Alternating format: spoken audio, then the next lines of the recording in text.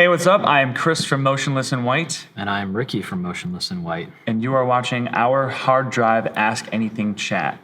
Special thank you to Mr. Lou Brutus for having us on here so we can talk about our brand new record, Disguise. So, here we go. Alicia from Germany wants to know, will Undead Ahead 2 be part of the set list when you go on tour in Europe? Will it? I'm going to go ahead and guess probably. But things could always change last minute. You never know. Yeah, I think fans have been very receptive to that song, so it's likely that it will be. I just want to know is it just our American fans who like the Creatures record so much that would like this song so much, or is it all over the world? So I guess we'll find out when we play it. So we'll see you there. All right. Tanya from Oakland wants to know, what 3 metal songs would you listen to in the car if you were in a Demolition derby? That's a good one. That was a good one. That was a very good one. Do you want to start? Sure. Okay. I'll pick probably, I'll say the Heretic Anthem, Slipknot. Ooh, that's a real good one. Having a tough time here with the second one. I'd probably pick something from Bleeding Through, perhaps. You're going to a much different spot than I am. What other things are very angry? Probably something from Cradle of Filth as well. Okay. I like that. I don't have specific songs, unfortunately, but I thought that. Thanks for giving me the time to think about my answers, because now I don't have to. I will go with Fucking Hostile from Pantera. My favorite Metallica song ever, The Shortest Straw. And I would start off with People Equal Shit from Slipknot, because that's like the most instantly get you pumped and ready to fucking kill everybody with your car in the Demolition Derby song of all time. So those are my 3. Go ahead, press down. Ariana. Of course I get the one. Ariana. How do we know it's Ariana? Maybe it's Ariana. Maybe it's Ariona. Ariona. Areola from Detroit. She's gonna see this and be like, "You fuckers are making fun of me." Okay. Ariana. I'm just gonna say that. I'm sorry if that's wrong. Ariana from Detroit. What's one goal you've made for yourself for this year, or just in general? Well, I guess we as of like a few days ago, yesterday, we hit probably the biggest goal I think I set for our band. We released our brand new record, Disguise, and we did, I think, over or almost 19,000 records first week, which in today's music world is like really, really, really hard and a great accomplishment and a great feat to get to. We weren't really sure what to expect because, we were able to track the numbers from previous records to this one, and the trend for every band is that they keep reducing by like 3/4 to a half of their last record, and ours was basically the same as Graveyard Shift, which, when you consider how things work in the music industry now, that's really awesome, and just very, very happy about that. So I think when you see those numbers and just recognize that people really still want to support Motionless and they're out there buying the digital, physical, or streaming it like crazy, it just makes you feel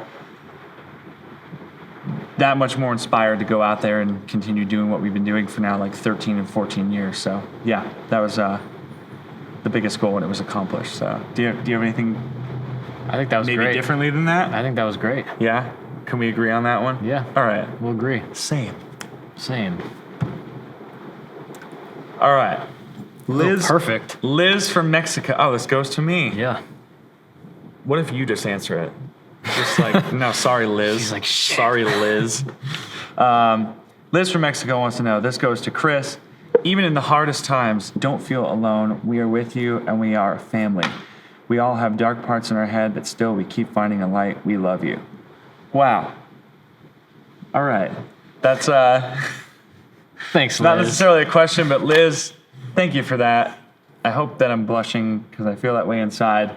That's very, very nice of you to say, and I feel the love very, very heavily from all the fans as of the songs on this record coming out, and kind of openly talking about what many of these songs are about and how I've been feeling and things I've been going through and things that all of us in the band have been experiencing. And I think it's heard loud and clear globally that the fans are here to support us and be there for us in even more than just a musical sense. So we feel that love, and we hope you guys know that we will try to reciprocate in every way that we can. So thank you so much.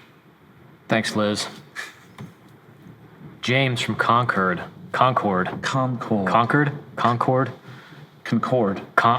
Is like the Concordian. the redneck. It's like, I'm from Concord.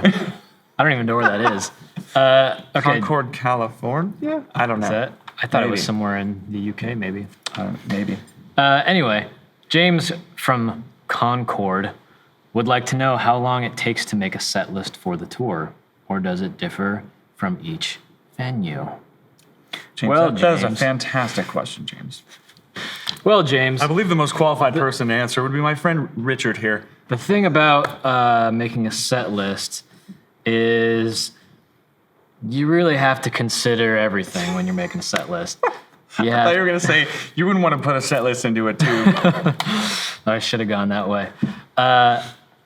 It really just depends on the city. I don't really think it matters so much the venue. It's really more so just where we're at. What type of show it is. Yeah, what type of show, the vibe, I guess, when we get there. I would say it probably takes 10 minutes, Yeah. regardless of where we are. Lately, we've been having each member of the band pick the Choose, set list yeah. per day, and then even our crew gets to pick a day. And that's been a nice way to help keep things from getting stale really quickly. So, Yeah. Thanks, All right. James. Thanks, James. This looks like Sharney. I'm sorry. Could be Sharnai. Sharnai. We're butchering this shit. Sharney from Sheffield, Definitely England. Sharney. Wants to know, will you marry me, please, and thank you? I'll have to think about that. Based on the fact that we've never met, I'm going to have to say no. Sorry. You're just crushing people's dreams. You're mean. You got to give them at least a little bit of hope, and then Well, just crush it later. I can't lead them on. I can't be like, well, maybe someday, and then just say no later anyway. You're a nice guy. Might as well just rip the Band-Aid off. All right, I back it. So, yeah. Sorry, Sharney. Sorry. This is you. Oh, shit. Katie from Bangor, Ohio. Banger. Bangor. How hard has this album been on your voice? Has it been hurt in any way? Well, I did so much singing on this record that my voice got very hoarse, and Chris actually had to take over and finish the entire album. So, There's like I think there's like the first line you try to sing. yep. You got like one line out, and you're like, I can't do it. You're just gonna have to do it, man. Yep. So sorry. the only part in the record that ended up staying really was the bridge in Undead Head 2 for me. Chris had to take over the rest. So You know, it was a tough job, but you know, I've been there for the band in every way that I could, and you know, I knew that Ricky had some issues going into it, so I was like, well, I guess I just have to take one for the team and put the guitar down and you know, let these pipes soar. Yep. That doesn't even fucking make sense. Next. Austin from Royal Oak, Michigan. Favorite Iron Maiden song? Damn, that's a good one. My go-to Iron Maiden record is Power Slave. I probably, when I was learning how to play guitar, that's two questions where I'm talking about guitar. People are going to think that I'm you and that you're me. Oh my God. When I was learning how to play guitar, I probably learned every song off of that record. That's really tough. I'll have to go with 2 Minutes to Midnight from Power Slave just because that was the first one of. But I really, really, really love the riff in Flash of the Blade. same. I haven't listened to Iron Maiden in so long, I couldn't even tell you a name. Just say The Trooper and you're fine. The Trooper. Next. Adrian from Clute, Texas. Or is it Clute? Clute, Texas. Clute, France, Texas. Adrian wants to know, I just want to say I got my friends from work into y'all's new album from this. Sorry, let me start that over. I just want to say I got my friends from work into y'all's new album, Disguise. They love it a lot, and I wish I could meet you guys one day. I have a question. Who chose these questions? Because they're not questions. Well, thanks, Adrian. We're really glad that you like the new album. We're glad that your friends like the new album. We like the new album. And 19,000 other people really like the record. Yeah. Maybe give or take some people who fucking stole it. yeah. But, we wish we could meet you one day as well. Well, I mean, you can. I don't know where Clute, Texas is. I think it's Clute. Clute, Texas is, but we come to Texas very often, so it's likely that we can make this happen. So we'll see you soon, Adrian. Okay. Wow, these are. I hate like All the names and all of the towns. Eleni. Eleni, like Eleanor. I guess Eleni. I don't know. Wow, this is awful. Sorry. What are we gonna agree on for this one? I would say Eleni. Eleni. I think Eleni. Eleni. All right, sense. let's go with that one. Eleni from Whitehall, New York. When will you be coming back to Upstate Concert Hall in Clifton Park, New York? We miss you. Well, person whose name I can't say correctly, we miss you too. And I think we are playing in Albany at the end of October. Now, maybe I'm giving too much away, but since there's a special occasion that we don't get to do these kinds of things very often, like a little virtual Q&A, I'll give some info away that I'm pretty sure we're coming to Albany at the end of October. And even though it's not Upstate Concert Hall, it's close enough. So, see you there. Maybe. Taylor from Bon Air, Georgia. Does the song Headache happen to be about bipolar disorder? Well, Chris. Well, it's definitely written from the perspective of having issues like personality disorder or schizophrenia or bipolar disorder. Just kind of a summation of what I've either known or read those to be like, and then including my own experiences into the mix. I guess from my own, though I've not been diagnosed with any of those three mental situations. I can't say it's from any one of those three, but it's definitely coming from a point of view where you're kind of having that internal argument with yourself or the multiple sides of yourself.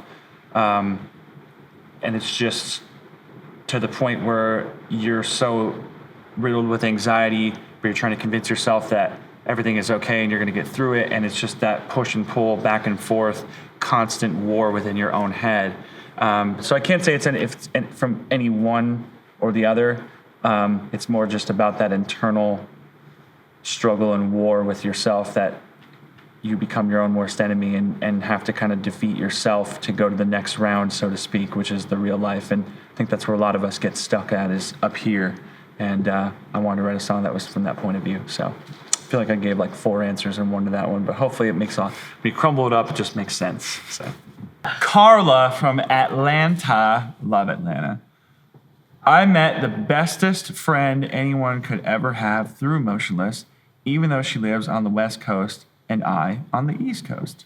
How does it make you guys feel to know that your band and music can form friendships such as these? Well, Carla, there's no better time to ask this question than right here and right now, as I sit with my good friend, Ricky. I don't know what you go by now. I was gonna say Ricky Horror, but I know you changed your Instagram name to Ricky Olsen, so I'm like, fuck, what do I call you now? I don't even know you anymore. Are we even friends? You can just call me Rick. Okay. As I sit here with Ricky Olsen, my friend, who I've known for a very long time, we met in Seattle. Good old Seattle. At a show, as Ricky is from Bellevue, Bellevue, Washington, right by Seattle. And we met on a tour and stayed in touch. And though it was through our band, that we met. I have many other friends that I've known through just music in general, mostly like my favorite bands like Bleeding Through or the Smiths or whatever, just friends that I've met online because of that, just like you. And those are my favorite types of friendships because I think just really is a testament to the power of music and what types of doors music can open for people. And it's just amazing to me to think back to just simply meeting Ricky at a show, leading all the way to, years and years later, we're here doing a Q&A for, our 5th record that he's been a part of. It's just, it's awesome. So, it feels amazing to know. Feels good, man. Emily from Charlotte, North Carolina. This album is a true masterpiece. She wrote it just like that. It's italicized and everything. I wanted to know if there were any difficulties or memorable situations in making this album. Well, good thing for you, there's this thing on YouTube called The Making of Disguise, where you can go and look at all of the memorable moments. They said no promo in this. Oh, oops. I'm just kidding. Nothing. Memorable, yes. I think just the most difficult stuff. We didn't put a lot of in the making of that Ricky's referring to. We didn't put a lot of the more darker negative side because I feel like we wanted to take a different approach to our documentary and just show like the really fun moments of recording and just kind of take that approach. There were many difficult, darker times, but I think it just comes from getting in your own head about stuff. And there were a couple moments where just singing became a problem and getting out the emotions that really were expressed in the lyrics. But other than that, it's just a long process that we take our time on, so that way it's less difficult, and we have more, I guess, or just less stress on us to get something done on the deadline, because that's when things get really tough and where results start to decline. So memorable, many of them. Just go watch the Making of documentary. Thanks, Emily. Thank you again very much to Lou Brutus and United Stations for having us in for our hard drive Ask Anything chat. You can go check out our brand new record, Disguise, now on all platforms, and we'll see you guys out on the road. Bye.